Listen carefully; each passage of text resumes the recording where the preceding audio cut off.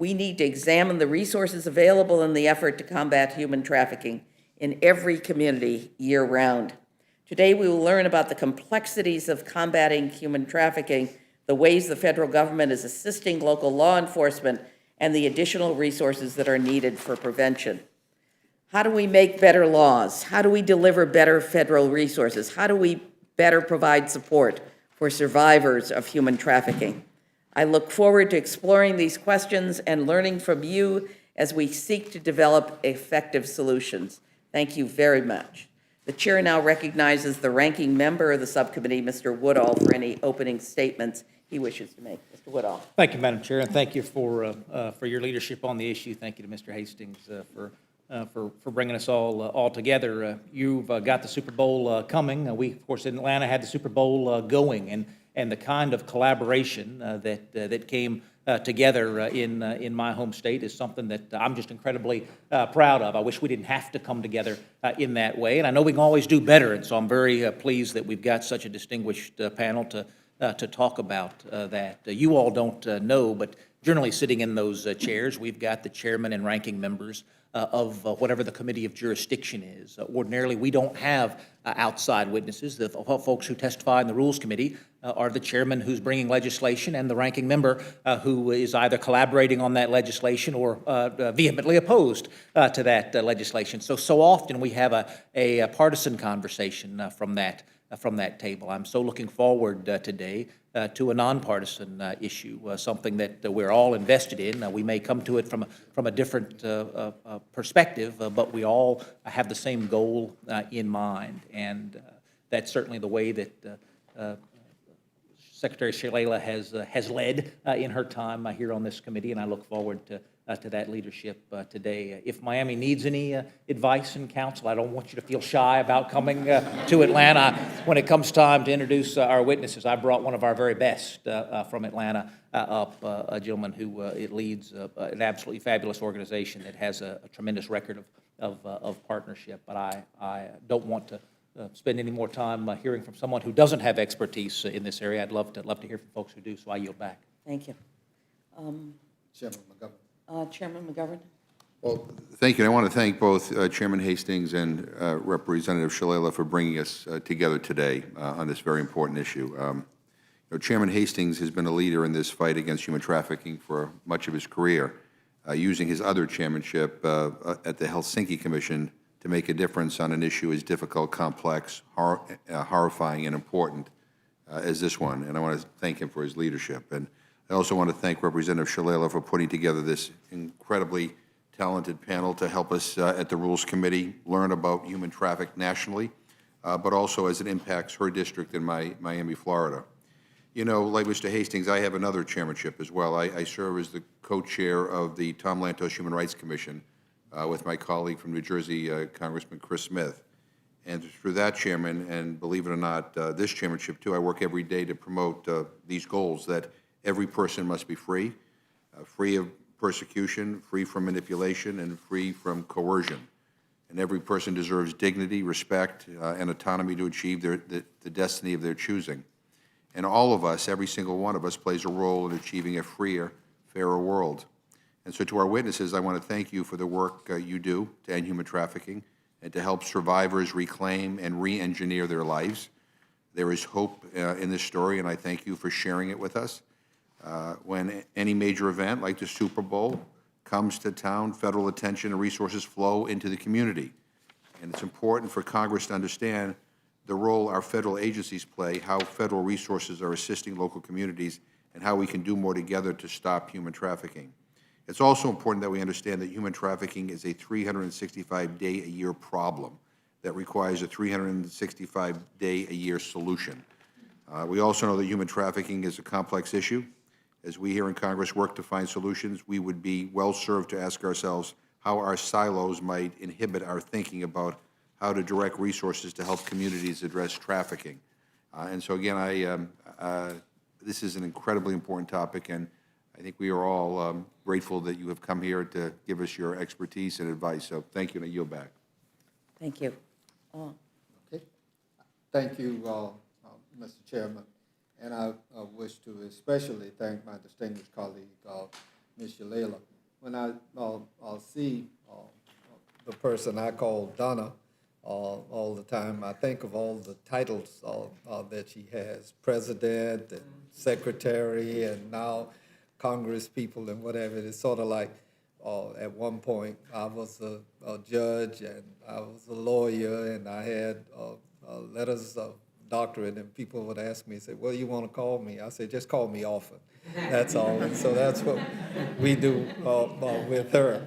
But I am especially pleased that she agreed to lead this morning's hearing, which marks the Subcommittee on Legislative and Budget Processes' second hearing of the 116th Congress. And I thank the chairman for letting us carry forth in that way. I'm pleased to welcome our witnesses.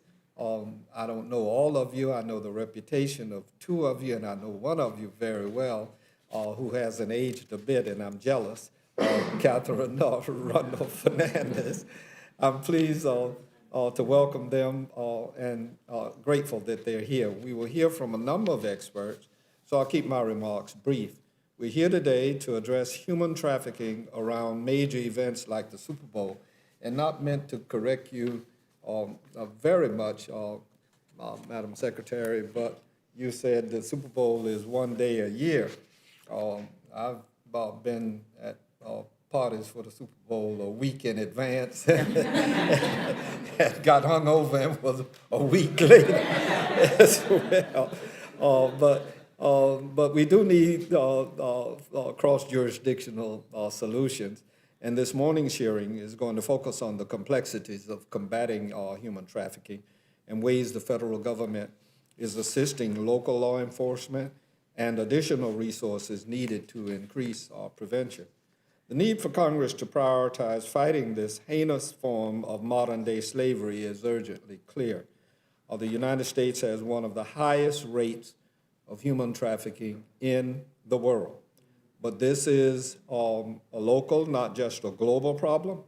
There have been incidents of trafficking identified in all 50 states and Washington, D.C., and centers of major events, tourism, and entertainment, including California, Texas, and Florida, are among the major destinations for human trafficking victims.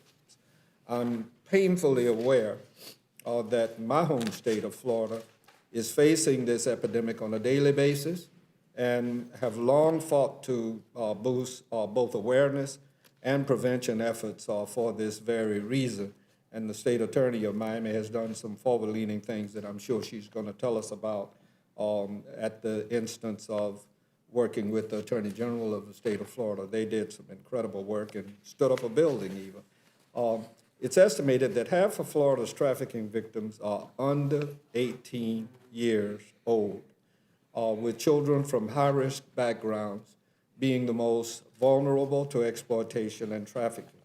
In September, Florida's State Board of Education approved a new rule to require K through 12 students to learn about the dangers posed by traffickers. However, there's still much to do to address this epidemic in Florida and across our nation. That is why without going into great detail, I've introduced several bills that have many of my colleagues, and I won't mention them in the interest of time. But in September, I worked with ECPAT USA, a leader in fighting child sex trafficking, to introduce an important guide which helps members of Congress effectively begin to discuss and address cases of youth trafficking in their respective jurisdictions.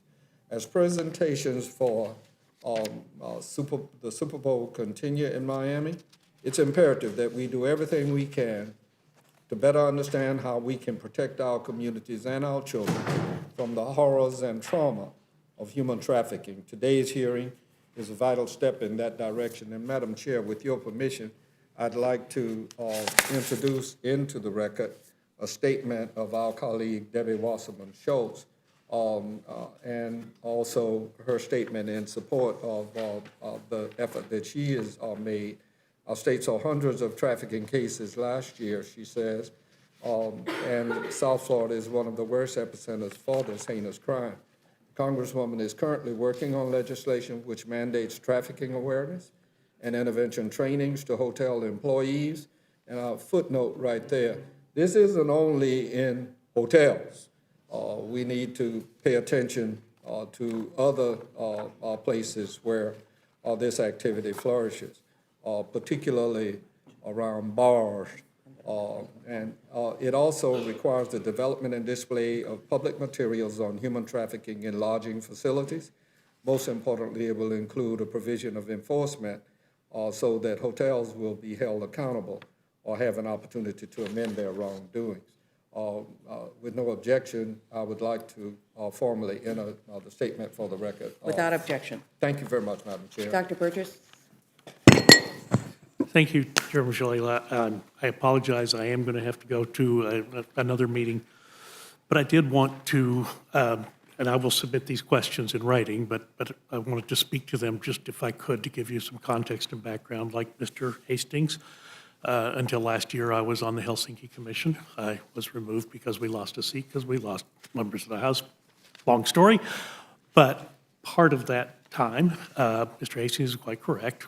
Human trafficking is something that we took testimony on, and some of the most compelling testimony that I heard was one morning when we had two witnesses from Central America speaking through translators, and they had been brought to this country and trafficked and used for the worst of purposes. But they were trafficked by family members. And so, particularly for Dr. Potter, now the focus of the hearing was, why isn't our healthcare system doing a better job of detecting this? I got defensive and, why aren't people telling us the truth when they come to see us as doctors? But I think even just an awareness that this could happen, and a patient where they're not allowed to speak for themselves, they're never allowed to be alone with the provider in any way, shape, or form. Some of these things ought to be red flags and ought to be conveyed, whether it's through our professional organizations or medical schools, but this is unfortunately something that all of us could see during a typical practice time.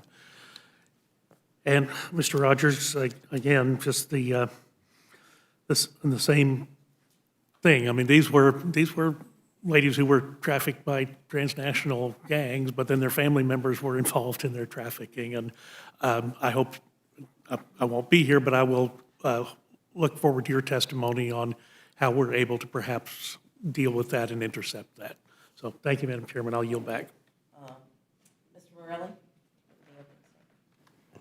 Not only to thank you both, Mr. Chairman, and my colleague, Representative Shalala, as well as Chairman McGovern for organizing this. I know that in New York, when I was a state legislator, we took a number of steps at the state level to provide resources for victims and also to strengthen state laws. But this is clearly a federal and international problem and deserves a federal response. So I just appreciate the witnesses being here, and I'm looking forward to their testimony. So thank you. Thank you very much. Let me introduce our witnesses. Jean Bergman is Executive Director of the Freedom Network USA, a coalition that provides services to survivors of human trafficking in the United States. Catherine Fernandez-Rundle is the Miami-Dade County State Attorney. In this role, she leads the Human Trafficking Task Force, a cooperative multi-agency law enforcement effort. Dr. Jonelle Potter is Clinical Professor at the University of Miami, Vice Chair for Research at the Thrive Clinic. She's built a comprehensive model of healthcare for survivors of human trafficking. Bill Wolf is Executive Director of Just Ask Prevention and Director of the National Human Trafficking Intelligence Center. Just Ask Prevention is a leader in educating communities on strategies to identify and respond to human trafficking. And Bob Rogers is President and CEO of Street Grace, which focuses on countering commercial sex exploitation of children through faith-based prevention and policy. We'll start with you. Thank you. Get your microphone. Just press it and the green light will come on. Thank you for the IT assistance. Chairman McGovern, Secretary Shalala, Ranking Member Woodall, Congressman Hastings, committee members and staff, thank you for the opportunity to discuss the need to address human trafficking in the United States. I am Jean Brueggemann, Executive Director of Freedom Network USA. I'm an immigration attorney by training with 20 years of experience in addressing violence and exploitation, including human trafficking within the United States. Freedom Network USA was established in 2001 and is now the nation's largest coalition of human trafficking service providers, and we're a leader in human trafficking training and technical assistance and policy advocacy. Our 68 members are NGOs and individuals that provide services to and advocate for the rights of trafficking survivors here in the United States. Our members include survivors themselves, as well as former prosecutors, civil and criminal attorneys, and social service providers who work with over 2,000 trafficking survivors each year. I've provided detailed recommendations in my written statement, but I will summarize those briefly now. The unfortunate truth is that no jurisdiction in the United States is successfully and comprehensively addressing human trafficking, which includes compelled work in a wide variety of industries, both legal and illicit. While it is important to note that there has been an increased understanding of sex trafficking across the United States, labor trafficking, especially child labor trafficking, continues to be mostly ignored. While trafficking can happen to anyone, anywhere in the U.S., there are clear patterns. Some populations are at higher risk. Immigrants are most often victims of labor trafficking, with, for example, predominantly women exploited in domestic work and men in agriculture. Girls and young women, both U.S. citizen and foreign nationals, as well as LGBTQIA youth, are more likely to be exploited by sex traffickers. However, our understanding of the full complexities of victim populations is incomplete, and some of our policy efforts are unintentionally exacerbating this problem. The focus on child sex trafficking, while laudable and important, has unfortunately created a dangerous feedback loop. The Preventing Sex Trafficking and Strengthening Families Act of 2014, for example, specifically requires the identification and reporting of child sex trafficking only in the child welfare system. Therefore, the data suggests that child labor trafficking does not exist and does not need further attention and efforts. This demonstrates how important it is to design approaches and solutions that both focus on the most prominent problems without ignoring or excluding any victims. While the Super Bowl brings us here today, it is not the cause of human trafficking. And trafficking will not end when the players leave the field or Mr. Hastings gets over his hangover. Human trafficking, as you've already noted, is a 24/7, 365 days a year crime. It is happening in our homes, our stores, our restaurants, our fields and factories, and on our streets all across America. We can, however, use the energy and attention of sporting events to bring attention and resources to this issue. But we must do so responsibly, focusing on the true facts before us. The U.S. has been focusing efforts on human trafficking since the passage of the 2000 Trafficking Victims Protection Act. The President's Interagency Task Force, or PITF, has brought agencies together from across the government to collaborate and coordinate. And yet, you know that there is more work to be done.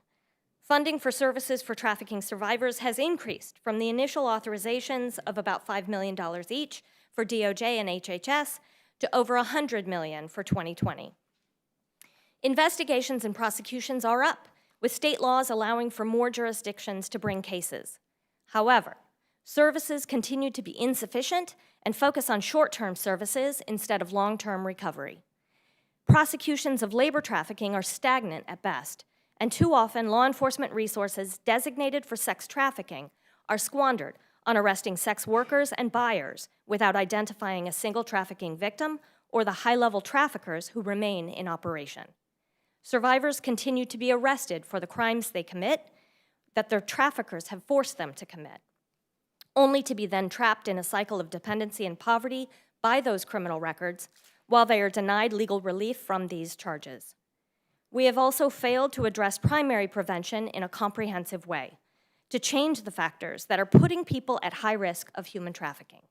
In fact, many policies have increased the risk for immigrants, LGBTQIA community members, and people living in poverty across the United States. We must continue to focus on more comprehensive solutions to not only meet the needs of those who have been victimized, but to change the systems that make this crime so pervasive in the first place. Thank you for your commitment to a comprehensive approach to human trafficking in the U.S., and I look forward to your questions. Thank you very much. Kathy? Good morning, Madam Chair Shalala and Chairman Hastings. This is a real treat to be in front of you, two people that I've thought of so highly all these years, so thank you very much. And Chairman McGovern, thank you so much for hosting this, and to all the members of this committee, thank you for putting such a spotlight on this issue and for hosting us today and having this hearing. My name is Catherine Fernandez-Rundle, and I'm the State Attorney for Miami-Dade County, Florida. Throughout my career, I've seen the effects of many horrific crimes, but it wasn't until 2012 when I read that Florida was reported to be number third in the United States in the number of victims of human trafficking, and Miami-Dade was number 1, which is my county. And I realized that this crime was happening in our own backyard, and we didn't see it. And I've since learned if you're not looking for human trafficking, you're not going to see human trafficking. So our experience is that human trafficking does not limit itself to stereotypes that were depicted in the movies. It occurs in hotels, massage parlors, even licensed storefronts. It affects every single one of our communities, rich or poor, every ethnicity, every race, every gender, and most importantly, it's primarily targeting our children and our youth. I am happy to report we have come a long way since 2012, and my office has worked with over 700 victims of human trafficking, and we have been able to file over 619 criminal human trafficking-related cases. Our victims have ages as low as 12 years old. Human trafficking, we all know, because you've been paying good attention to this for many years, it's ugly, and it's often an inhumane crime of exploitation. Not surprisingly, the victims typically are the most vulnerable. They're primarily our children and youth, and our experience in Miami is that over 34% of these cases, of course that fluctuates as they come and go, involve victims under the age of 18, as you were pointing out earlier, Mr. Hastings. The remaining 66% were really between the ages of 18 and 24. So you're really talking about very young folks, and they are 90 to 92% of them are female. Our cases involve local victims that include children and youth from our schools and from our parks and from our foster care system. Human trafficking is no doubt a public health and mental health threat to our children and our youth. Rescuing human trafficking victims requires much more, though, than just locating them and physically removing them from their predators. Most have no home, no safe home to return to. They have no clothing other than what's on the back when you rescue them, and many have not eaten or slept in days. Many have been beaten, drugged, raped, isolated, branded, threatened with retaliation, stripped of all their dignity and their identity. Their mental, physical, and emotional injuries are so profound, many are unable to heal and rebound without any substantial or sustainable resources and assistance. When proper services are not provided, many of these victims end up back on the streets where traffickers are just waiting for them to save them and restart that sexual exploitation, violent abuse cycle. For us in prosecution and law enforcement, we have learned that we needed to develop new methods of investigation and prosecution and develop a network of victim services. Our human trafficking prosecutions have become victim-focused and not reliant on the victim. What we've tried to do is create a community, a safety net of partnerships in all different silos that will assist us with the housing, the physical and the mental health needs, and getting them reintegrated into society. You will hear today from our great colleague here to my left, from the Thrive Clinic, such an integral and valuable partner of ours. The key, though, is to find the long-term sustainable resources that are really necessary to address the victims throughout a pendency of a prosecution. This is a constant struggle for us, and it's a constant struggle for them. In 2018, we opened our Institute for Coordination, Advocacy, and Prosecution of Human Trafficking. We call it ICAP. And it's one building that's dedicated solely to combating human trafficking with the goal of creating a single doorway that focuses on efforts that include prosecutors, law enforcement, all our victim services, all our community partners. They say it takes a village. Well, that's what we tried to do. We tried to build a village, and we have created one. Miami is very collaborative. We're a great community in that respect.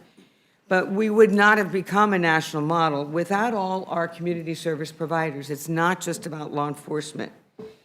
And large-scale events like the Super Bowl that we're all talking about today, our limited resources are even more strained. So Super Bowl 54 is taking place in my community in less than 2 months. And while we have been preparing for the surge that this may bring, we could use more help. We fear that traffickers will be coming to our city to make money during the Super Bowl, because that's what it is. It's all about money. It's about selling our children and youth for money. But to protect our most vulnerable and to rescue and transport them in, what we've tried to do as a community is create training and very costly messaging about what is human trafficking and what everyone in the community should be looking for. We've also tried to create a good reporting method and then have rapid response teams that can respond out to the community that consists of not just law enforcement, but medical professionals to have them on standby, to have prosecutors on call, to have housing readily available, food, clothing, and a whole host of other services. So we're looking at the Super Bowl as an opportunity. It's an opportunity that's going to give us an opportunity to have an aggressive and comprehensive awareness campaign that we have developed. We've just created a new hotline. It's called 305-FIX-STOP. Stands for Fix It, Stop It. And it will have text and hashtag capabilities. The goal is, upon receiving that call into that one hotline, we will have a rapid response team, depending on the circumstances, of course, that will be dispatched right out to investigate immediately and or rescue that victim and pull them into that network of care coordinators and services. The campaign was launched by the Women's Fund last month. It is a community-wide. We have 35 municipalities in our reach, from the airport, seaport, truck stops, to billboards, to public transportation sites. Hopefully, we can serve for the rest of the community, the rest of the world, if you like, as a demonstration to other communities on how to attack crime, especially when there are these major events. But as I've heard said here, it doesn't end just there. They're going to leave. Super Bowls come and go. And so what we're going to need to do is make sure that what we have built is we are able to sustain long after the Super Bowl leaves us. And so for this long 365 days a year problem that we have, we are now talking about how we're going to sustain that past that. So I thank all of you so much. I've put some paperwork here. I want to try to stick to my time limit. We know where we need to go with this, and so I thank you so much as our federal government and our federal representatives for listening to us, inviting us here today, and I look forward to continuing this conversation. Good morning, Madam Chair, Chairman, is it on? Madam Chair, Chairman Hastings, Chairman McGovern, committee members, your amazing staff, thank you for the opportunity to speak to you today. I'm a professor of clinical obstetrics, gynecology, and reproductive sciences, pediatrics, and nursing at the University of Miami in Miami, Florida. My career began in the early 1980s when the HIV epidemic emerged in Miami. I led the design of comprehensive multidisciplinary models of care to help the women and children living with HIV access healthcare services. This experience taught me to listen to my patients. The patients taught me about fear, abandonment, and stigma. They also taught me about the incredible strength of the human spirit. We were able to build models of care that help these vulnerable populations live healthy lives, and what we learned in Miami spread to clinics across the country. 6 years ago, I was contacted by local law enforcement and members of the Human Trafficking Task Force in Miami to provide medical care for victims that they had identified. What I encountered in my exam room led me on a new journey. I realized these survivors, often taken as young children, had experienced years of abuse and medical neglect and had tremendous health care and mental health needs. Their health care needs were frankly beyond the scope of anything that we had in place. And I took on a new mission. I'm here to speak with you today because since then, we have established a comprehensive model of healthcare for survivors of human trafficking. At the University of Miami, along with our partners at Jackson Health System, we developed one of the first clinics in the nation to help survivors access healthcare and mental health services. We saw this as an emergency and we responded. The clinic is called Thrive. We provide medical, primary, and specialty care, mental health and behavioral care services to address the very unique needs of this population, who are deeply impacted by poverty, housing insecurity, food insecurity, and illiteracy. Many of the survivors have had little or no education. Most have no identification or records of any kind. Many have never had any health care or proper nutrition. They have all suffered from trauma, from being held captive in one way or another. Our healthcare model is designed on the basic principles we developed listening to the survivors. Trust is critical. The most important issues for survivors is building trust. They have been brainwashed by their traffickers and taught not to trust anyone. We start by deliberately developing a trusting relationship. Patient navigators add safety and support. Getting care can be overwhelming. We employ navigators, usually survivors who have re-entered the workforce, who chaperone the patient through every visit. No waiting rooms. Waiting rooms make our patients too nervous. Having their name called out to come to the desk in a public place is very frightening for them. We admit and discharge every patient inside the exam room. We've re-engineered the medical model. Specialists come to the clinic. Our patients cannot negotiate multiple medical appointments in multiple facilities, but most of the care they need comes from specialists. So the physicians and nurses at Jackson Health System and the University of Miami come to the same familiar clinic room every time to see the patients. We take a medical history only once. Repeating their history re-traumatizes our patients. So we take a medical history only once and ask all the providers to review it before they see the patient. We have learned that no medical history is routine. Survivors often cannot or do not want to remember. Their stories change over time as they're able to share and trust. They are not lying. They have blocked out the trauma to survive. Every patient needs comprehensive care. Our patients have physical injuries and illnesses that have been untreated for years. They have bones that were broken a decade ago. They've never seen a dentist. They need coordinated, comprehensive health care. Extensive mental health care is essential.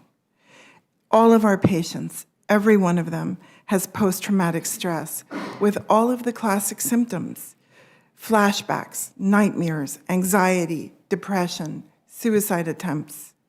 What these survivors need most is mental health care, and there's simply not enough available. We're just beginning, but we've already seen results. Some survivors relapse, but most do not. They are successfully re-engineering their lives. Our clinic has been replicated in another Florida community. We're collaborating and sharing best practices with a program in Texas and Atlanta. Atlanta has called us to replicate our model there. So in closing, I just want to reiterate what my colleagues have already said and what you already know. Human trafficking exists in every state in our nation. I urge you to support funding to establish medical demonstration projects designed to evaluate the most effective model of medical and mental health aftercare for survivors of human trafficking. Thank you for the opportunity today, and I look forward to your questions.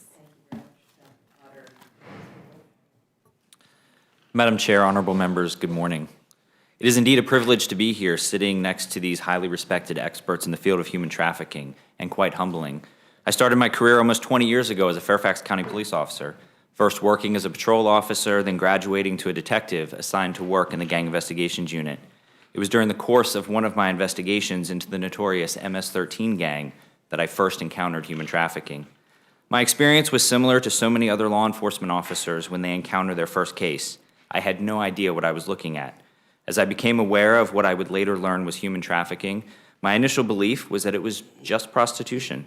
I had never received any training or education surrounding the issue of human trafficking.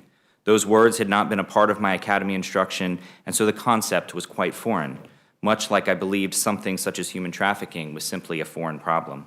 Sadly, this lack of training for law enforcement is still a problem today, with some estimating less than 5% of law enforcement in the United States have received adequate identification and response training. My eyes were quickly opened to the reality and prevalence of this horrible crime. That reality, human trafficking is exploiting men, women, and children alike. Yes, in foreign lands, but more disturbingly right here in the United States. The land of the free has become one of the top 3 countries of origin for modern-day slaves. Human trafficking is not just a threat to the most urban areas of our country, but is impacting some of the most remotest areas as well. Traffickers are exploiting technology to gain access to potential victims right in their own communities, their own schools, and even their own homes. I've had the honor of working alongside more than 200 victims of human trafficking during the course of my career as a law enforcement officer, alongside victim services professionals, and in my capacity as the executive director of the Just Ask Trafficking Prevention Foundation. Their stories are complex and heartbreaking. They've been exploited by boyfriends or girlfriends, those that have used the guise of love to manipulate them into this lifestyle. They've been exploited by gangs who've learned that human trafficking is more profitable and less risky than other crimes.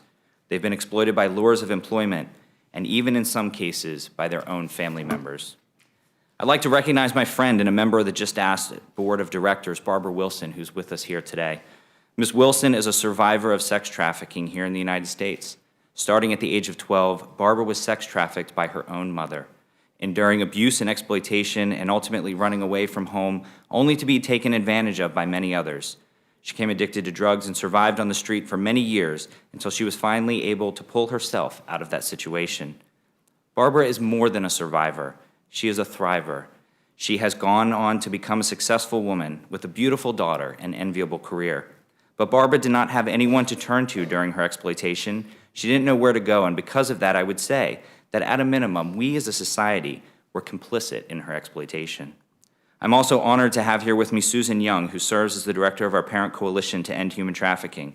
Susan's daughter was lured and manipulated and ultimately trapped by MS-13 gang members into a life of sexual exploitation and servitude, starting at the age of 14. These monsters assaulted her, forced her to engage in commercial sex acts, and injected her with multiple drugs as a means to control her. When Susan and her husband found out and tried to intervene, the gang went after their 3-year-old daughter. Susan, her daughter, and her family have literally been to hell and back. Although Susan might tell you that she will never fully return from that hell, as it will live with her for the rest of her life. In her case, her daughter attempted to seek help from school officials 22 times. All 22 times, the school took no action to stop the abuse. We as a society were again complicit in the exploitation. There are many social determinants that lead to someone being drawn into a life of exploitation. Much research has been done identifying at-risk populations, those that come from disjointed home lives, those in the very broken foster care system, victims of prior abuse, those that are economically challenged or homeless, those that are bullied or have low self-esteem. So many social issues have a direct or indirect correlation to the pervasive exploitation of human trafficking.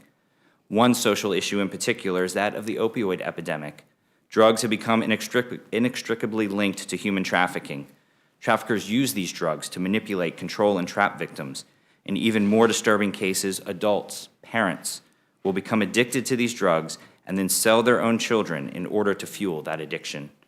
One of our team members with us here today, George Swanberg, is a drug addiction expert and helps guide our understanding in developing comprehensive prevention programming. Human trafficking is truly a complex issue, from the social determinants that create victim vulnerabilities to addressing the demand for these illicit services. Challenges in deploying effective training for frontline professionals, availability of resources to support victims, and the lifelong challenges these survivors face. Considering the tremendous impact trafficking has on its victims, much of which you have heard about from my colleagues today, I ask you, what are we doing to prevent these atrocities from happening in the first place? I believe the key to combating the epidemic of human trafficking is through prevention. Events like the Super Bowl bring a much-needed awareness to the issue. There is much hype surrounding sporting events with claims that human trafficking increases exponentially as a result. While the research is inconclusive, it is important that we seize these opportunities to educate the public on the realities of human trafficking and dispel the myths with a call to extend this awareness throughout the entire year. Prevention is truly possible. One young lady that I had the privilege of working with, a young lady by the name of Maria, was 17 years old when she was being drawn into trafficking. Someone she believed to be her boyfriend was luring her in through coercion and lies. And fortunately, she went to school and went through a program, a prevention program that Just Ask had put together. She realized what was happening as a result of that program and was empowered to report to her parents. Law enforcement got involved, and the bad guy was arrested, and she was never exploited. Prevention is possible. This is but one example of the effective life-saving efforts that our foundation and other NGOs working in the prevention space do on a day-to-day basis. We are just beginning to scratch the surface of addressing the issue of human trafficking. It is really going to be the next generation to bring about real change if we provide them with the tools and resources that they need. I'm so proud to have members of the Just Ask Student Advisory Council here with me today. Cora, Ashna, Maya, Paige, and Alex. These young women and men provide guidance and leadership to us at Just Ask to make sure our message is relevant and effective. And I hope that you share in my gratitude and pride in these leaders who have taken a stand to safeguard their communities and their generation. On the eve of the 20th anniversary of the passing of the Trafficking Victims Protection Act, I call upon all of us to take action. Provide us working in the field with tools, resources, and support that we need to expand our successes and bring an end to human trafficking. The witness of Barbara and Susan here today are a testament to resiliency and strength of the human person, but it is also a call for us to stand up with the noble goal of not one more victim. And these students stand ready to carry on that charge. I'd like to thank Representative Shalala and the committee members for offering the opportunity to address human trafficking with the sincere hope that this is the beginning of a meaningful conversation, not the end.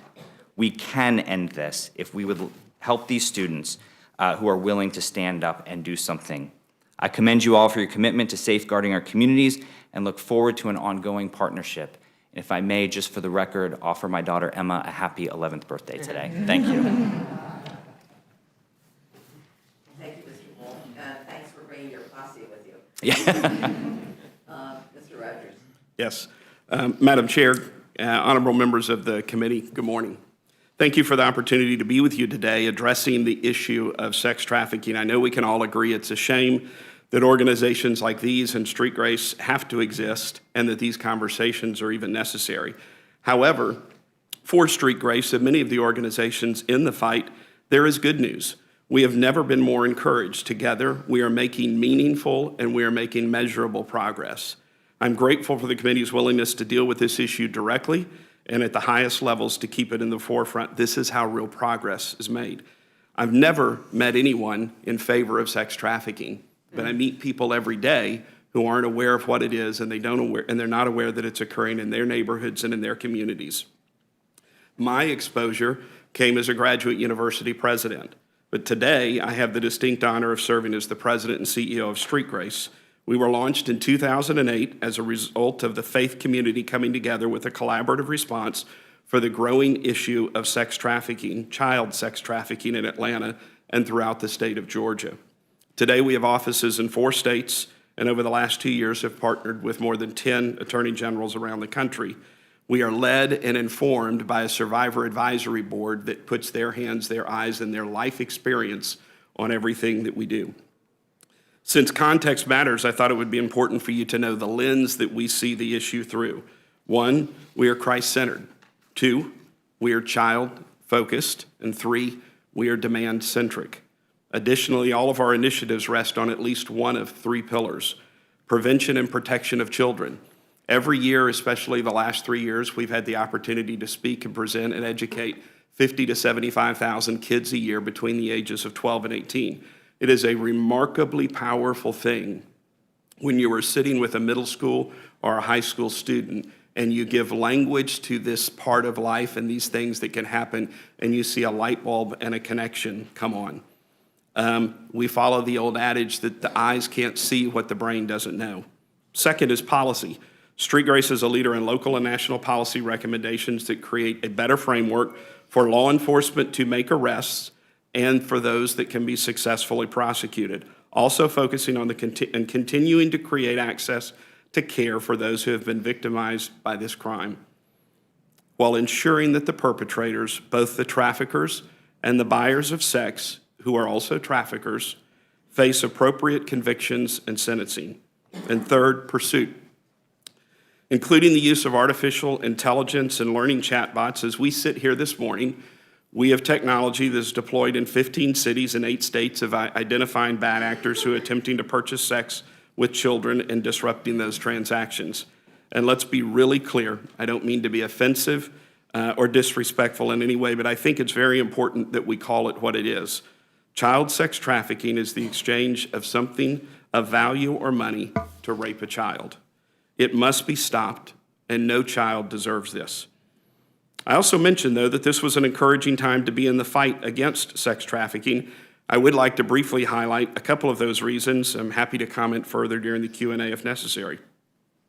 On this issue, around the country, we have moved from competition to a greater level of collaboration where we're working together in support of a shared goal and cooperation.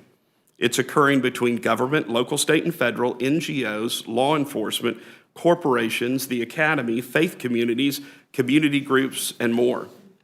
Many states are benefiting from this now more than ever before. We just saw a very practical example of that earlier this year in Atlanta when we came together to create a web of protection around our city as we hosted the Super Bowl. While we weren't perfect, it worked. Second, we continue to acknowledge that restorative care for those who have been victimized by this is critical. They need, as you have heard, and deserve the best and highest standards of medical care, mental health care, skills training, life support, education, and every other resource that we can possibly make available. Progress cannot be made without gold standard of care. There is no substitution. There is no second best. We have to lead in this area. We're doing a better job acknowledging that we will never end this issue by following it around and trying to put the broken pieces back together from those who have been impacted by it. While it is critical, it is not the solution. They deserve more, as do others, and we must look at this as the illegal business that it is and strategically work to dismantle it. We will never end sex trafficking one arrest, one rescue, one prosecution at a time. We have to scale up. The use of artificial intelligence, chatbots, and other technology allows us to keep pace with the traffickers and the tools that they use. Finally, there's a growing acceptance towards removing the cloak of anonymity towards the buyers of illegal sex. Laws are being passed around the country that allows for the arrest and exposure of those who are caught. This has to be included. For these meaningful reasons and more, we have cause for encouragement. And yet, As is always the case, there's more to do as we continue to make measurable progress and accelerate the rate of that progress. We must allocate additional funding for prevention and evidence-based demand reduction strategies. Historically and overwhelmingly and appropriately, funding has gone primarily towards restorative care. Because this is such a hidden crime, it requires proactive investigations. We need to do more to prioritize trafficking investigations among federal law enforcement agencies like the FBI and Homeland Security and others. We must include the rampant transnational and organized crime rings in the illicit massage industry. It is the second highest category of reported cases of sex trafficking in the United States of America. It is the safest place in the United States of America to purchase illegal sex. No one is better positioned than the federal government to address these large criminal enterprises. We also must look at the systemic approaches that can be used to cripple segments of the industry. The House took the lead on H.R. 2513, known as the Corporate Transparency Act, and while it's in the Senate now, and they're considering similar legislation under the name the Illicit Cash Act, this could quite possibly help us, with a stroke of a pen, do more to dismantle the illicit massage industry in the United States of America overnight than all of the NGOs' combined efforts could do over the next 10 years. We need your leadership and your support. We need to continue to create and pass legislation that allows those who have been victimized by this horrible crime to have civil recourse against all parties who knowingly and financially benefited by this activity or passively allowed it to occur. We must continue to expand the statute of limitations that allows someone who's been victimized to pursue criminal charges and damages. And we need to continue to create expungement and vacature laws, providing access and legal help for those who have been victimized by this. As you are probably aware, in recent months, grant funding to survivors to provide legal support to help clear their criminal records so that they can move forward and establish careers and move on with life has been eliminated or dramatically reduced by this administration. We must continue to focus on restorative care solutions as well as evidence-based demand reduction strategies. We are capable of doing both. Simply put, much good is occurring and there's much left to do, but the pace of progress is accelerating and it seems like a tipping point could be in sight. Thank you. Thank you, Mr. Rogers. I'd like to insert 3 documents into the record. The first is written testimony from HEAL Trafficking. HEAL is a network of 35 countries, over 1,300 trafficking survivors and multidisciplinary professionals that focus on education and training, protocol development, research, and providing direct services to victims of human trafficking. The second is a statement from the American Hotel and Lodging Association on their No Room for Trafficking campaign, which unites the industry around a comprehensive approach to fight human trafficking in the hotel sector. And the last statement for the record is a letter from the National Football League on their effort to utilize Super Bowl as a platform to promote awareness about human trafficking without objection. Mr. Woodall, would you like to start the questioning? Yeah, thank you. Madam Chair, and I appreciate. Excuse me, let me acknowledge the presence of our colleague from Pennsylvania, Representative Scanlon. Excuse me. Thank you, Madam Chair. For us in Atlanta, it was 11 days of the Super Bowl, and Street Grace was a part of a federal, state, local, and NGO collaborative team. We called it the Metro Atlanta Exploitation and Human Trafficking Task Force. And it resulted in those 11 days in about 169 arrests. That's right. Including 26 traffickers and 34 individuals trying to purchase sex with minors. It also led to the rescue of 9 adults and 9 minors, I believe the youngest of which was 14. Right. That is a record of enforcement that I hope Miami does not match, because I hope the problem is not escalating. I hope the tipping point that Mr. Rogers talked about is in fact among us. But I want to talk about what the 4 corners of the debate are. Mr. Rogers, you mentioned civil recourse, and certainly getting the lawyers involved is money talks. But I heard Mr. Wolf's testimony, I believe 22 times a victim went to the local school system seeking help, did not find help. When you talk about something as deliberately heavy-handed as civil resource against folks who passively allow abuse to occur, do you have something as serious as allowing a lawsuit against that local school system in order to promote lawsuits against doctors who passively allow that to occur? Is that the level of necessity that we've come to? No, I can't speak specifically to that, but in our impression of what we're looking at, that is not the case. We are looking for people who, the key word for us is knowingly and benefited from. So what we're talking about is an example over and over again that you can run across where the front desk clerk or the manager at a local motel has been allowing this to occur on property while they've either been receiving cash, under the table, or they've just passively allowed it to occur and not wanting to get involved. So it's primarily targeting those who, A, knowingly and have financially benefited from. And I know you were talking about massage parlors and some of the research reports that are coming out locally. Are those large criminal enterprises? Are we going to find 15 or 20 of those massage parlors connected? Are those individual smaller sex trafficking shops in your experience? Recent research that was done by Polaris, I believe earlier this year, late last year, indicated that there were about 9,000 plus illicit massage businesses around the United States of America, accounting for about $2.5 to $3 billion in annual revenue.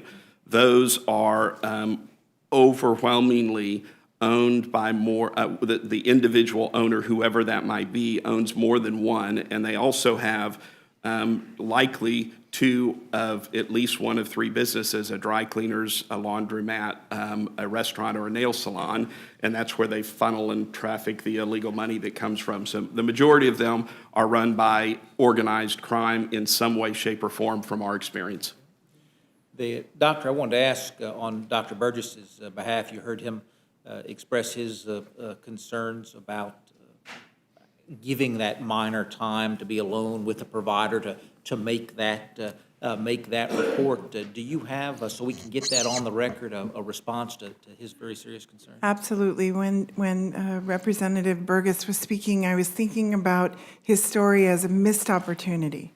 It was a missed opportunity in healthcare. And I'm happy to say that most healthcare professionals, a lot of service industries have licensed professionals, and state legislatures are working hard to mandate continuing education on human trafficking. Education and awareness is the key. I've been doing this for 6 years, and it's amazing to me how many people do not understand what human trafficking is and what to do if it's in front of them. Doctors are not equipped to care for the survivors that we're seeing today. We don't know best practices. We don't know best approaches. I've sent a patient to the emergency room at 2 in the morning and called the ER to speak to the attending physician about my case that was in the ER. And the attending physician says, "Could you stay on the phone? Because I want to talk to you about a case that I had a couple days ago that I thought could have been a trafficking victim. And I'm not sure what to say because if I bring it up, they'll run. I'm not sure what to do and who to refer to." Heal Trafficking, the memo that was put into, she has an online website where they do massive education. There's protocols online that can be downloaded about what ERs can do to increase the awareness. We talked a little bit about trauma-informed care. Trauma-informed care, survivor-informed care, what I call human trafficking-informed care. In Massachusetts, for example, they're working at Brigham Women's to make the entire hospital trauma-informed. Because human trafficking is hidden in plain sight, it's not like you know who the victims are.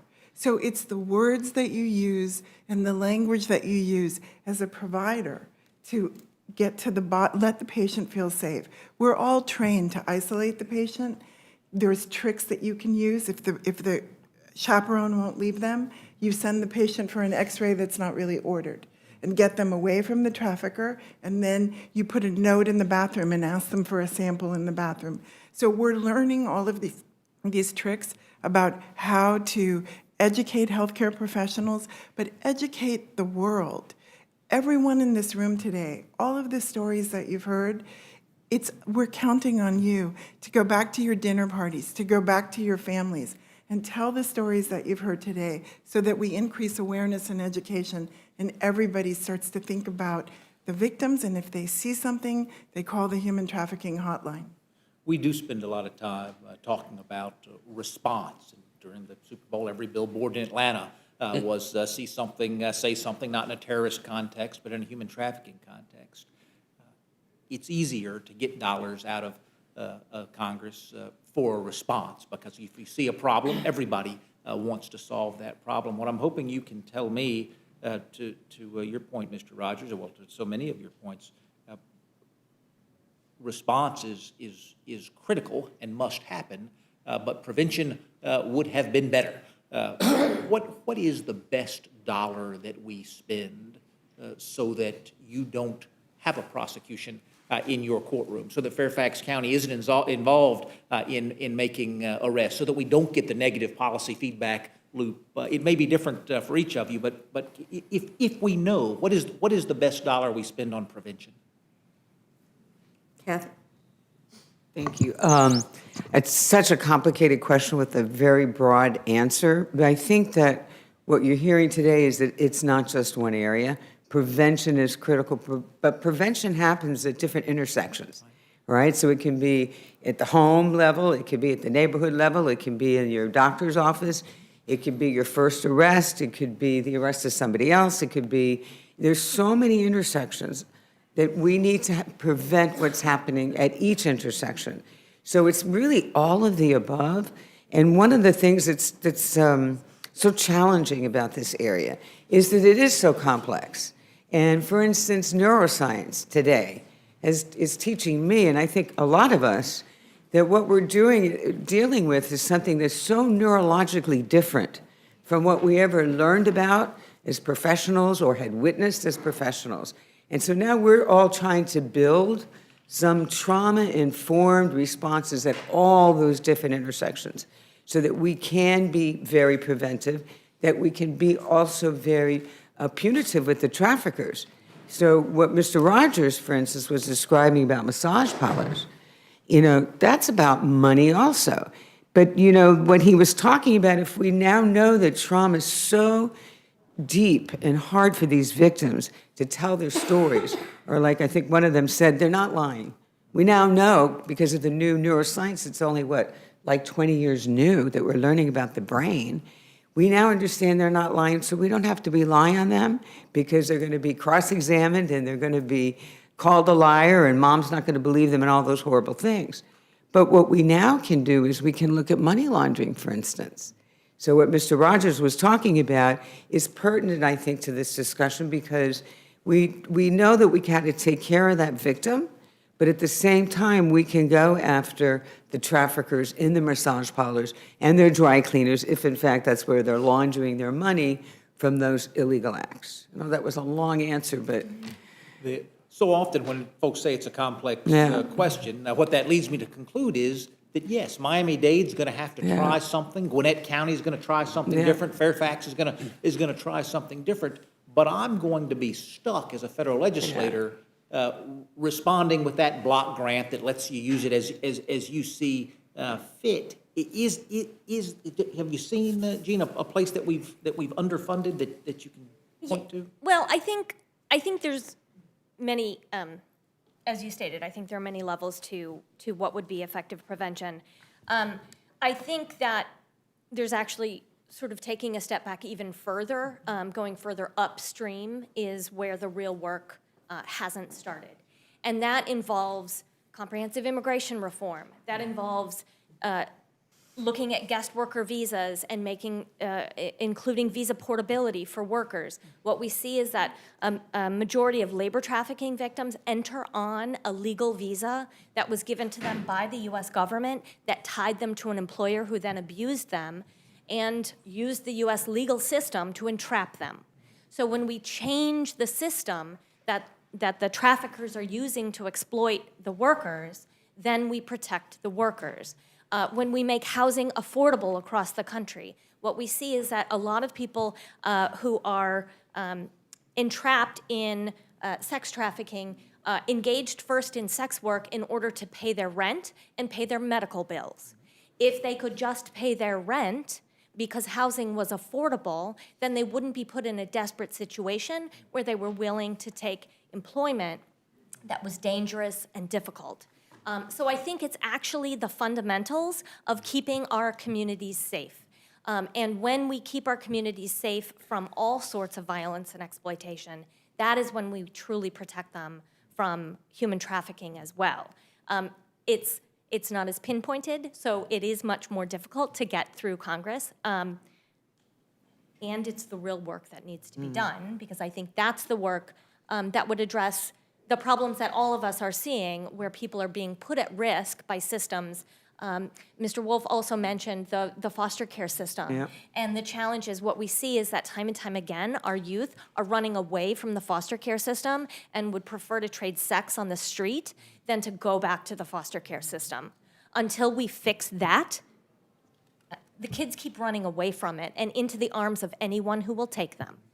So that's on us to fix that system, I think, as Mr. Wolf pointed out.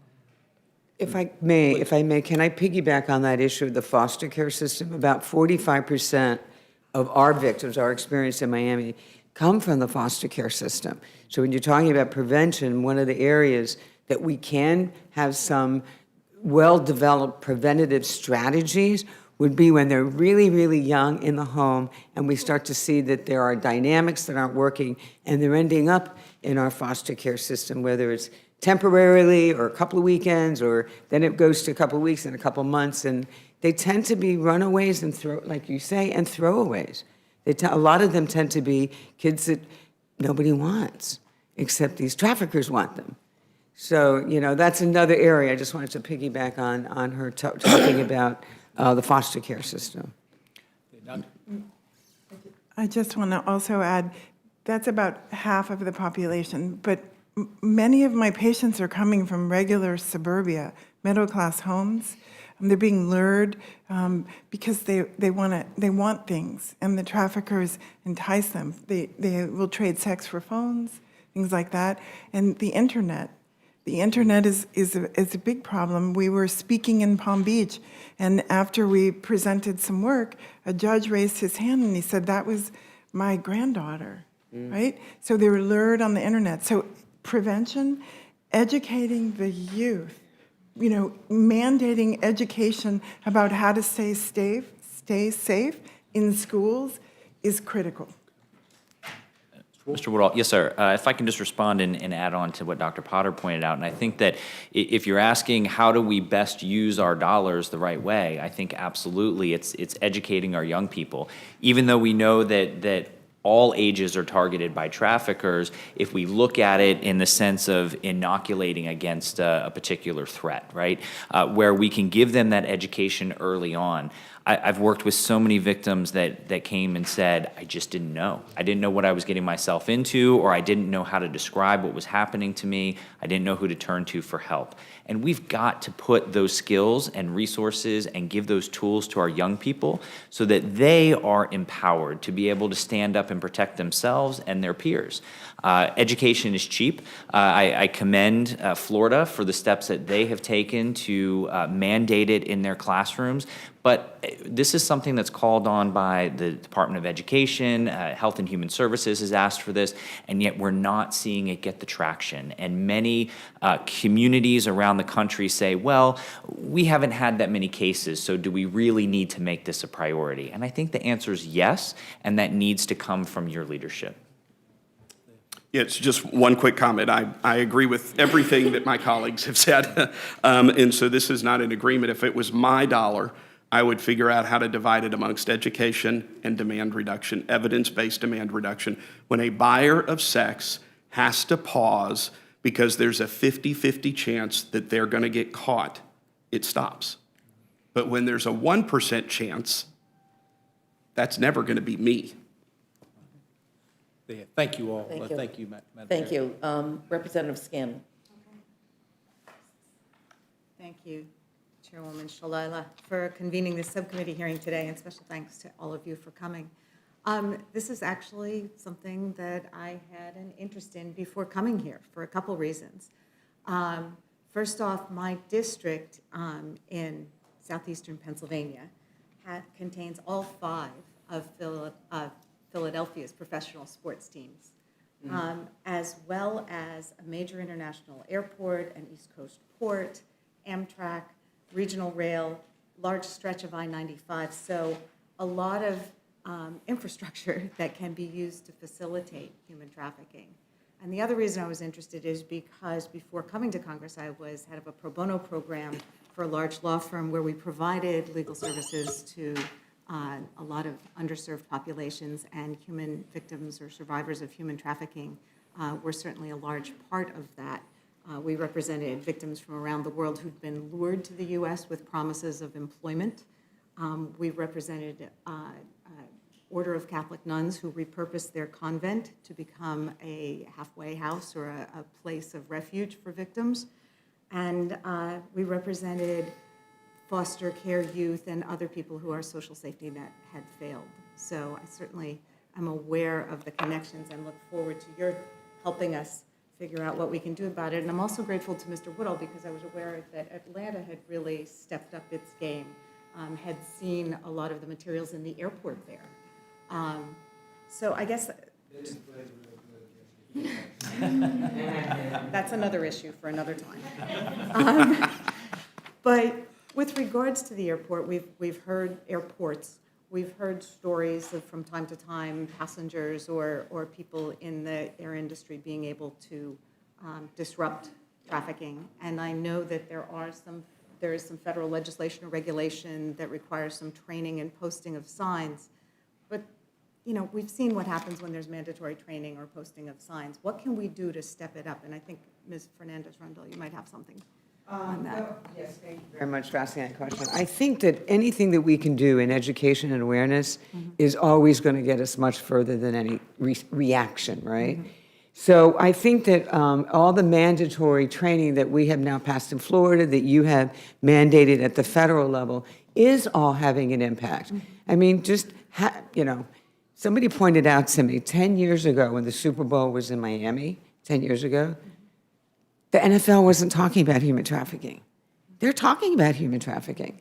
And I'm not saying we don't have a long way to go, we do, but just even talking about the issue and everything the federal government has done, that you have done, and the state government has done to constantly every year pass legislation and some funding and appropriations that says this matters.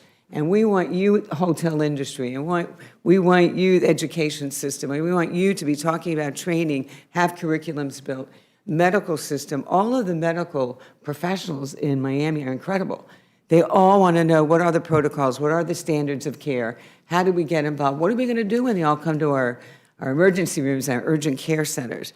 So that, I think that kind of conversation constantly, and even though there are a lot of different professionals working at it, if we're all really focused on it together as an infrastructure, I think we have to say to ourselves, we are making a difference and we can make a difference. And we need to be super supportive of each other, because if we all stay in our own silos, we're not going to get it done. We have to get into each other's lanes, and we have to really work with each other and around each other and include each other and embrace each other. So I hope that answers your question. Yeah, I'd just like to add, I think it's also important, what we've seen is some really amazing work done by community-based organizations across the country. For example, in my written testimony, I talked about Damayan, a Filipino-based worker collective that works to educate Filipino domestic workers throughout New York. What we see, especially in immigrant communities that are very vulnerable to different forms of human trafficking, is that general public information campaigns aren't successful at reaching those workers, especially domestic workers who are isolated in their homes. And so having community-based organizations educate using peer education methods. In Florida, the Coalition of Immokalee Workers has an amazing program that educates agricultural workers in the fields in Florida using a peer education model with an opportunity to report violations that has virtually eliminated labor trafficking in the tomato fields of Florida. So I think it's also, you know, as Mr. Wolf was talking about the importance of peer education and school-based education, I think it's in the peer educators that he uses in his own program in the same way with other communities that are at high risk, really working within those communities to provide culturally relevant, linguistically appropriate, direct contact and information. Building that trust, as we've heard about this morning, is critically important. I guess I'm a little, I have a couple more questions. I'm a little curious about how the impact of the administration's hardline enforcement or seeking out of immigrants for deportation, et cetera, how that has impacted human trafficking. Because certainly what I'd seen in the past, when people have been lured to the U.S. with promises of employment, or if they're here with any question about their legal status, then that becomes an instrument of control of the people who are profiting off them, that they are basically held in servitude because they're afraid that they're going to be arrested. So what can we do to disrupt our government becoming the enabler of these people who are putting others in slavery? Yeah, that's a current challenge right now. What we're seeing is that immigrant victims are more hesitant to come forward. Those who come forward to local service providers, the legal service providers in our network report that the immigrant victims who will come and tell them about their situation will not report to law enforcement. They even fear right now filing for immigration relief, the T visa that Congress created. Now, the new policies of the administration have made the T visa harder to get, and they've extended a memo which then threatens with deportation anyone who applies for a T visa and whose application is found lacking in any way, or they're unable to respond to any questions for whatever reason. They will be subject to immediate deportation if their application is denied in a complete reversal of policy. So this is terrifying the immigrant community. Our members have reported that victims have come forward to them and said, I'll go back to the trafficker, it's not safe for me to come away right now. What can we do to disrupt that? I think we have to change these policies. We have to reach out to our immigrant communities and tell them that we know that they are hardworking, honest people who are trying very hard to support their families and loved ones, just like everyone else. And we have to protect them from these really painful and abusive practices. Well, even before the recent administration's policy, there was an issue with the T visas and the U visas that do provide a path to legal entry, that they were capped. And I mean, we helped many people apply for these visas, and the wait time was now moving into years and 7 years, 8 years, 9 years. So even people who were trying to comply with our laws were unable to. Yeah. And so therefore they remained in this limbo and subject to deportation. Is that your experience as well? Yes, that continues to be a problem. I think most Americans think that there is a legal path to citizenship for anyone who works hard and tries and complies with the law, and that's simply untrue. The U visa cap has been reached every year, and the wait list now to even be considered for approval is over 10 years. So that's something Congress could certainly look into, raising that cap to allow more U visas each year. U visas are for victims of a wide variety of crimes and require certification for law enforcement. So a U visa is only available to someone who has come forward and been helpful to a law enforcement investigation or prosecution, and the law enforcement agency on their own accord with no requirement has certified that that is true. We have law enforcement agencies across the U.S. who choose not to certify, even when victims of violence have been assisted in an investigation or prosecution. So it's a very high standard. It's an incredibly high bar, and we're limited by numbers. The T visa has a lower ceiling, but it has never been reached. So the problem with the T visa is not that we're running out of T visas.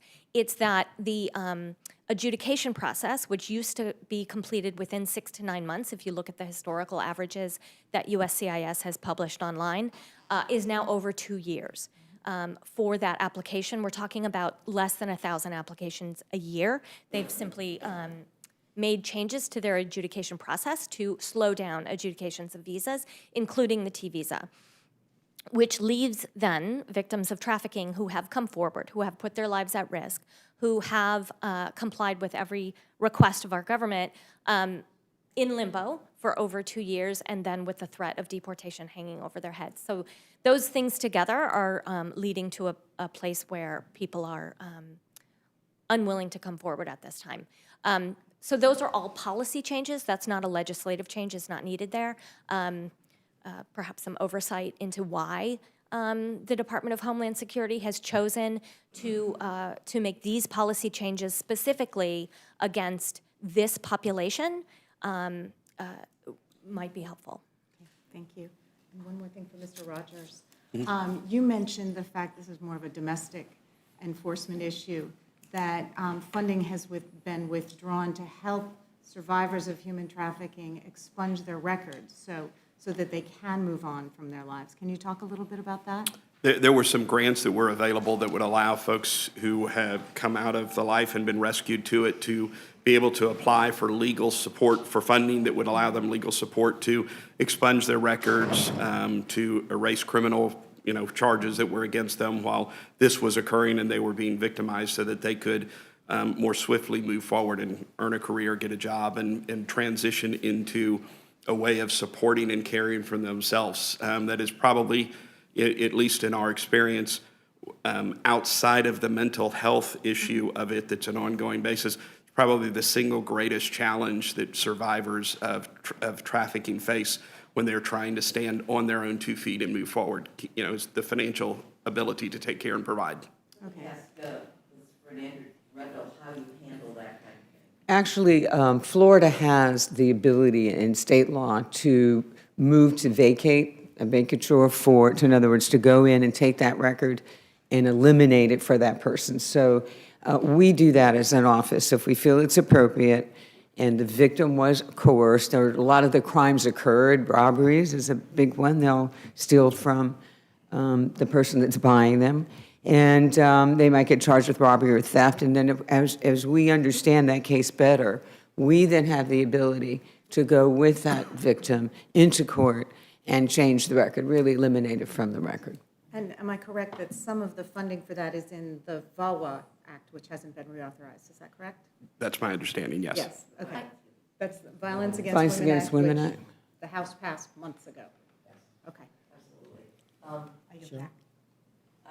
Kathy, Fernando Rendell, let me ask you because you're the prosecutor here, how you build a case, because everybody's talked about the trust of the victim in terms of providing services, but you provide some services as part of your efforts to build a case.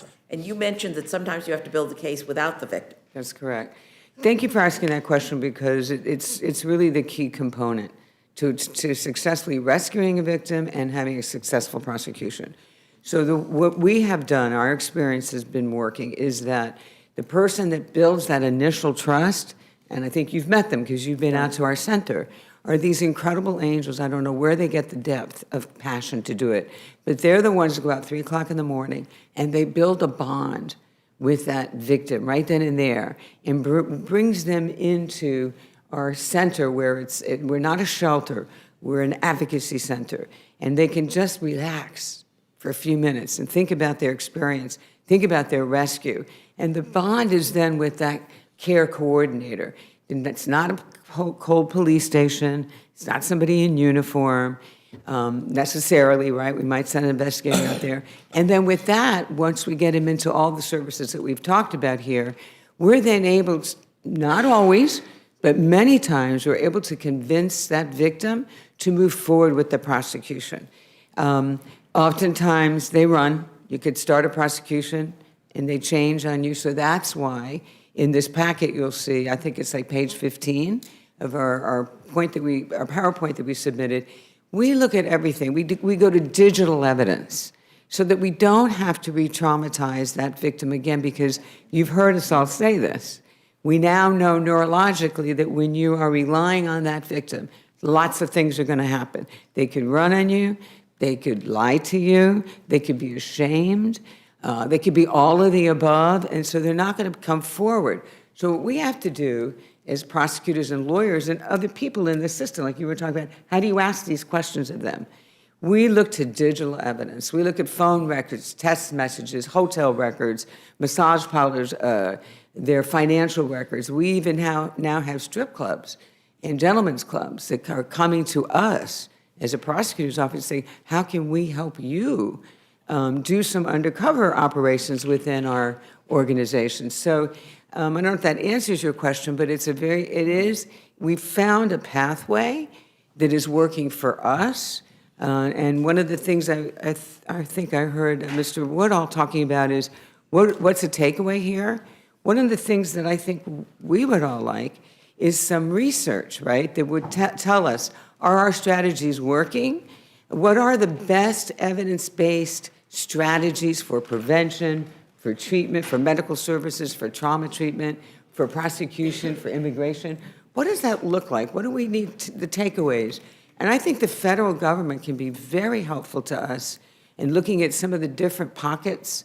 I mean, you know them better than I do, but HHS and Office Against Violence Against Women, and there are a whole host of different places that you could help us also understand better what are the strategies that are working, what strategies should we be implementing that can work, and so that would be a wonderful place that you could really be a contributing major player in changing this landscape. Mr. McGovern? First of all, thank you, and I apologize, I had to leave briefly to testify before another committee, but, as I mentioned before, I co-chaired the Tom Lantos Human Rights Commission. We did a hearing on trafficking a few years ago, many of the same challenges that were highlighted a few years ago still exist today.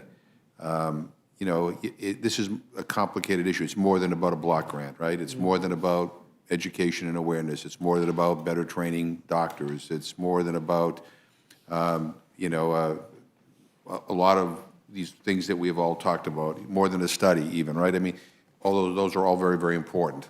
But there are systemic challenges that persist that make it very, very difficult. We talked about immigration. I hear over and over, if you're being illegally trafficked, sex trafficked, or you're being exploited for labor, and you're, an undocumented immigrant,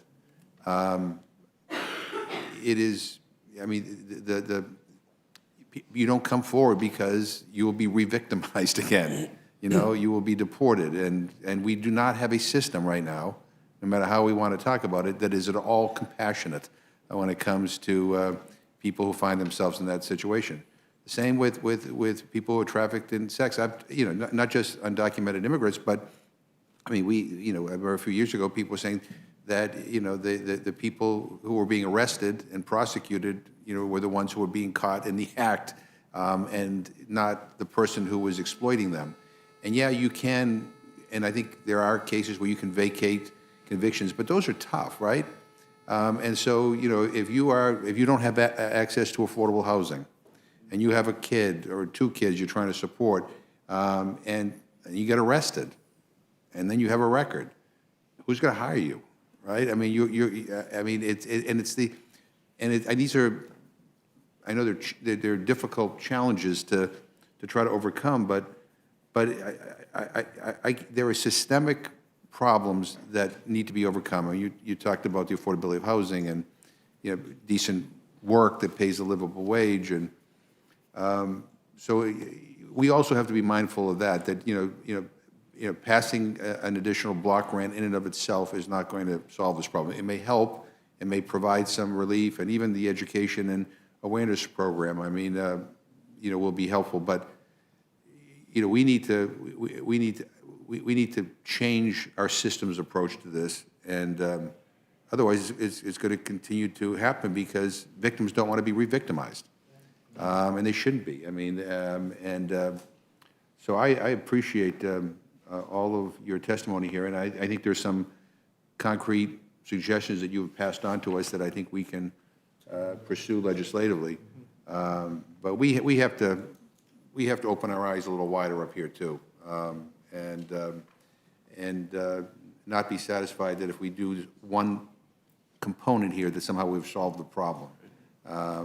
We've been talking about this issue for a long time, and it's still a challenge. But I appreciate very much you coming to the Rules Committee, and I learned a lot here today. So thank you. I yield back. Thank you. I'm going to yield to Mr. Hastings. I have to go to the floor to Good place to go. protect the country. One of the things that happens when we schedule things, you don't know what is going to overtake it. Mr. Wolf, I apologize to you for having been out of the room during your testimony, but after I watched the Heat beat the Atlanta Hawks last night, I did read in overtime, I might add. I did read most of your testimony, and one thing that jumped out at me that has not been said here this morning, and that is that the life expectancy of a person that is trafficked is 7 years. That should ring a bell throughout the community that's trying to do something about this. In addition, the implication of homelessness. I've been a proud $25 contributor to Covenant House for well on the 40 years. And the same for women in distress. That's another area that needs to be developed for those of you that are in the nonprofit sector, is getting smaller donors who may very well be continuously interested in the problem.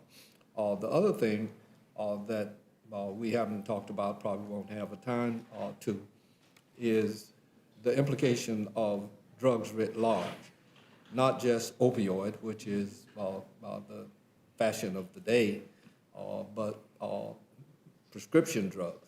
I learned when I was a juvenile judge from a young man that all he had to do, he was handsome as all get out, and he could go in somebody's house and use the bathroom and come out with drugs that he could sell on Fort Lauderdale Beach. It was kind of interesting. And toward that end, I want to make two other statements, and then if you all would wrap up with any comment that you may offer to us, and also anything that you did bring in writing. We are making a record, and we'll provide that to you as well as to our colleagues here. I don't mean this to be offensive, but when I was in the 6th grade in Altamont Springs, Florida, at a Rosenwald Elementary School, which was 4 schoolrooms, the boys and girls were separated when we went to use outdoor facilities. But in May Day activities and physical education, we were so few until the principals and teachers would bring us together. I say this as a proponent of early education. And when I mean early, I mean early education. We ignore what our children see and hear a lot, and sex becomes a taboo subject. Most of us men in this room learned about sex not so much from our daddies, but in the streets. But in that area, 2 words that I have never forgotten came up one day in the boys and girls physical education class with Mr. Hamilton. One was pediculosis, and the other was dysmenorrhea. That's from 6th grade. And you wouldn't think that far back in the 40s that teachers were mindful of illuminating children about crabs and painful menstruation of women. The other thing is a direct dig at men who need the greatest amount of education, particularly young men. And by young, I'm talking 6th grade, the same as myself, and even below. The great majority of the trafficking that you all see and that we see, the pimps, the gang bangers, usually are men, and some women associated as decoys and involved with them for years. And when the family thing enters, as Dr. Burgess talks about, that becomes an added tragedy.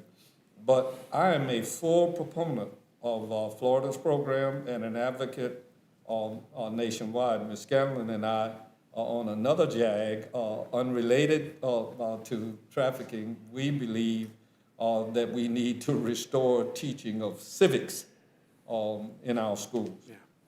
And it's just regrettable what we've left on the table. I might add, I think television in a larger way could do more to help us in this arena. But you all have been illuminating, and it's deeply appreciated. But I would appreciate it if either or all of you would address the implication of drugs and how that impacts this awesome thing that we're confronted with called human trafficking. Ms. Yes, thank you for asking that question, because drugs is a key component of enabling the trafficking to occur. A second way that it is that oftentimes we find the traffickers are using the victims to sell drugs during the day, and then they're forcing them at night to sell their bodies. So they're so intricately intertwined that one of the things we try to do in law enforcement from that level, because that's what we're trying to do, is be proactive, is actually find means and ways to follow the drugs is one of the options for us to get to the victims. So I'm glad you brought that up to make that clear. And also sometimes the law enforcement funding dollars will follow drugs where they might not follow human trafficking per se. So when we combine those two and we make our case clear that they're intertwined and interwoven with each other and the crime, it also assists law enforcement in those kind of sting operations or undercover operations, and takes them to broader ways to investigate. Right. Mr. Woodall, you have anything additional? We talked about early intervention. I did want to enter into the record, Mr. Chairman, the State Department is a part of its Office to Monitor and Combat Trafficking in Persons, has given the University of Georgia a grant to continue some work that it's doing in Sierra Leone at the very front end of the trafficking chain. I just want to make that a part of the record. Without objection. Thanks. It's been mentioned that all over the place in any field that data drives policy. And regrettably, there was mention here of some jurisdictions that don't even want to keep statistics. Believe it or not, what I found on the international level, particularly in the 57 countries of the Helsinki Commission, that a lot of them don't want to keep data in this arena, and I won't mention their names, Russia. But, you know, it's amazing how reluctant they are. I also would like to compliment one of my colleagues that has been a long-time leader in this arena, and that's Chris Smith from New Jersey. All of you may have come across his name in a variety of activities, but he has been substantially involved in this arena, perhaps more than any of us. Final statement, Ms. Brugman. Thank you. I think it's important to keep in mind, as you just pointed out, the importance of data and the collection of data. And I think it's also important to keep it into a helpful context. crimes like human trafficking, just like child abuse, sexual abuse, domestic violence, are going to be undercounted and underreported regardless of our best efforts. And so I think we have to be very creative in the way that we look at the data and not rely on only our law enforcement data or prosecution data. Also look at data from service providers regarding the number of survivors that they are seeing and interacting with. Some research studies that can show us examples of deep prevalence studies in one location that can be used to extrapolate and estimate the prevalence and the types and needs of the survivors. And also, following on a comment that was made previously about the need for evidence-based practice. One of the comments I included in my written testimony is that in the domestic violence and sexual violence fields, we have nationwide research centers, and we have statewide coalitions that are funded primarily through HHS and the CDC that guide us with best practices, with policies and procedures, and with advocating on behalf of survivors, and that's something that remains missing in the human trafficking field. We don't have a similar dedicated space in which we can invest in those best practices and then promulgate them forward to help states and localities. And I think they struggle when finding which are the right partners that we should be working with. What are the best practices in service provision? How do we know who's the right partner for us to work with? What are our investigatory practices? How can we rely collaboratively? So I would say looking really strategically at how to invest in building that analysis of evidence-based practices across the human trafficking field is a critical step forward. Thank you. Thank you. And to underscore that point, because I think we did make that point earlier, that is such a key component moving forward to really develop evidence-based research on evidence-based strategies, what works, what doesn't work, and then you need the therapy piece. What therapy, now that we have neurological new science, right, neuroscience that can guide us, what kinds of therapies are we implementing and employing for a lot of these victims? And for those of us that are professionals, how do you ask a question? You know, how do you get them to tell you what happened to them without traumatizing them? So there's a lot of work to be done in that field. I also want to say that, you know, from where we sit, in Miami in any event, and I know your DA in Fulton County, I spoke with him as well. It needs collaboration. So wherever you take the federal government, you want to take it to a community that's collaborative, where people aren't in their own lanes and but instead they're working with each other, they're collaborating, they're sharing information. I can tell you, I could not do my job in protecting my community if I didn't have Thrive Clinics and Project Phoenix for my homeless victims. I mean, there are just so many non-for-profits and law enforcement, you know, there's 35 police departments. So if we're not all working together and helping each other, then we're not going to be able to combat this huge, complex problem. The other thing I would say about that is, it's big and it's complex, and we've all talked about that, but if we can save one child at a time, that's okay. That's okay to reach for that.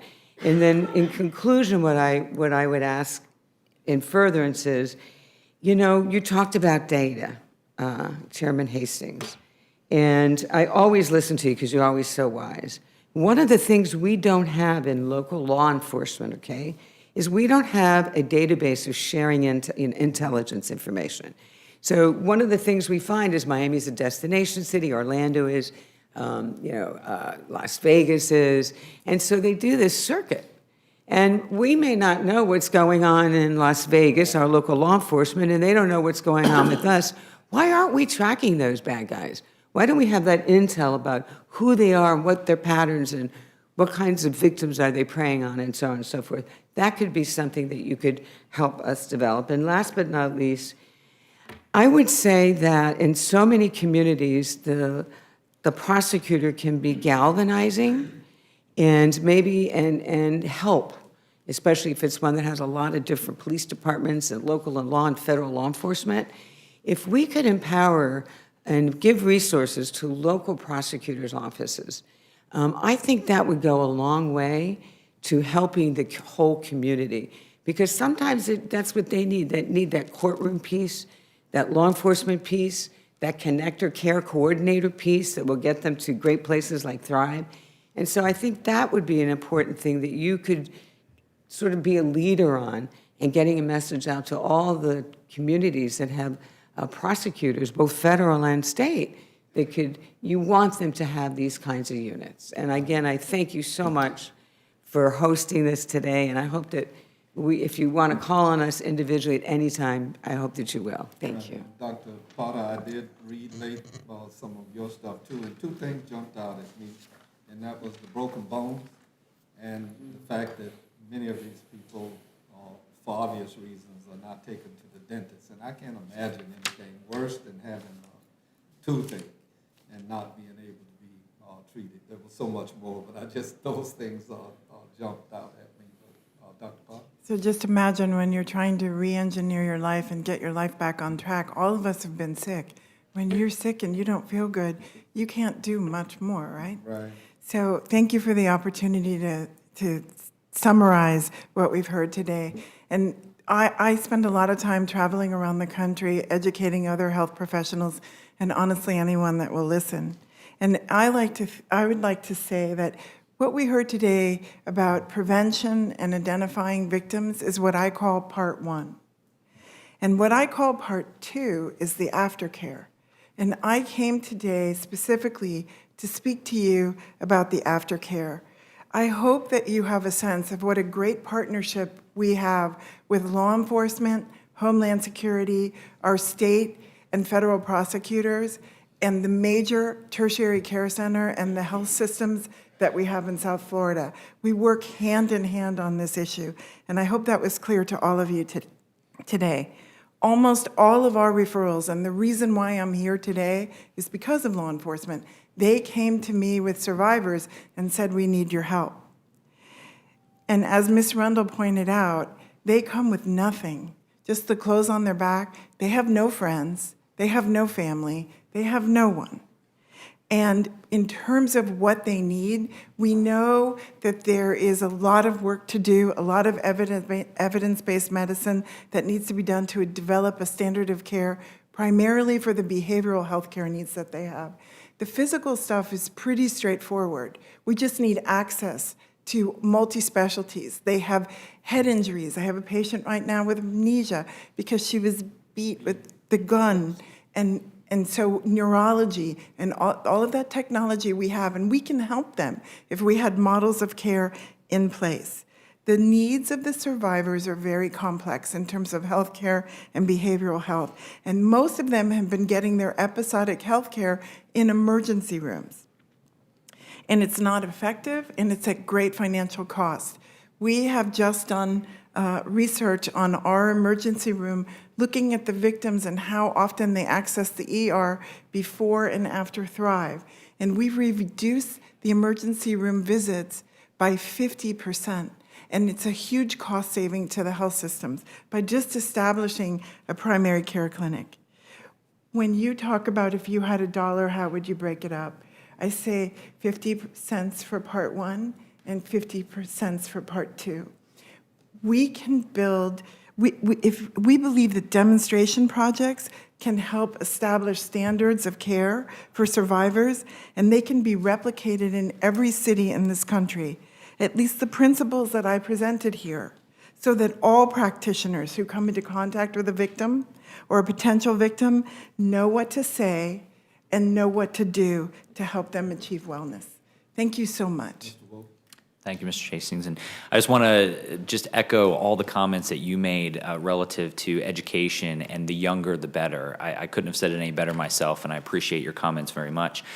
I think that as we look at this issue, I think we really can look at the words of Benjamin Franklin, an ounce of prevention is worth a pound of cure. And I think that that is really the answer to this issue, starting as young as we possibly can, and really being able to empower our communities, our society, our young people to have the voice that they need. I oftentimes reflect back on a conversation I had with my eldest son several years ago. He was 9 years old at the time. We were in the car. I had just gotten off of a work phone call. And he looks at me and he says, "Dad, what is human trafficking?" And I said, man, how do I explain to a 9-year-old what human trafficking is, right? He hears me talking about it all the time on the phone. And so I start stumbling through this conversation with him, and he stops me, and I'll never forget this. He stops me and says, "Dad, I think what you're trying to say is you give a voice to those that can't speak." And I said, "Son, I couldn't have explained it any better myself." And those wise words of my 9-year-old son echo in my head every day that I go to work. And I challenge you all to take that as well, to give a voice to those that are voiceless, to give them the tools, the skills, and the resources, to invest in education, because it really is the way that we are going to make a change. I echo the sentiments of my other colleagues up here who says, listen, we've got to establish standards. There's lots of training out there, but is it quality training? And we hear a lot about awareness training, and I would encourage all of us to add the word awareness and response training. We make people aware, but we don't give them the ability to respond and to help those that may be in trouble, whether they're in the process of being manipulated into a situation or whether they're actually being exploited. We have got to give a voice to the voiceless. So thank you. We all know this is a very complex issue. We've said it repeatedly, and there's no silver bullet. So I think it's important for us to remind ourselves not to be reluctant to do the next right thing because it doesn't solve the entire problem. And so I want to challenge us to keep doing that. Comprehensive solutions very rarely come out of the gate all at the same time in a synchronized swimming kind of way. So let's keep doing one more right thing together. I was very encouraged by what Chairman McGovern just said a minute ago, even if that wasn't his intention, in the fact that we have said and had some of these conversations for 10 years. And I think he's exactly right. I mean, even longer. But I think the time has come for us to put on a new lens and a new paradigm around this issue and pull chairs up around the table and have a comprehensive solution and discussion about what we can do and how we can do it and start. Because these statistics are our kids. Yeah, right on. In the Helsinki Commission, I am very fond of at some point turning to the audience, but time won't permit today. But I do thank you all for your patience. I'm sure that a lot of questions arise in your minds, and it's deeply appreciated. Mr. Wolf, your 9-year-old has moved on up, but I have a 9-year-old and an 8-year-old granddaughter. And proof of what I was talking about early intervention, both of them are taking artificial intelligence in the 3rd grade. Yeah. I couldn't spell artificial intelligence in the 3rd grade. That's right. We're adjourned. Could we get you all to come up and take a picture with us? All right. Thank you. And thanks, Rob. Appreciate you. Sure. All right. Come around.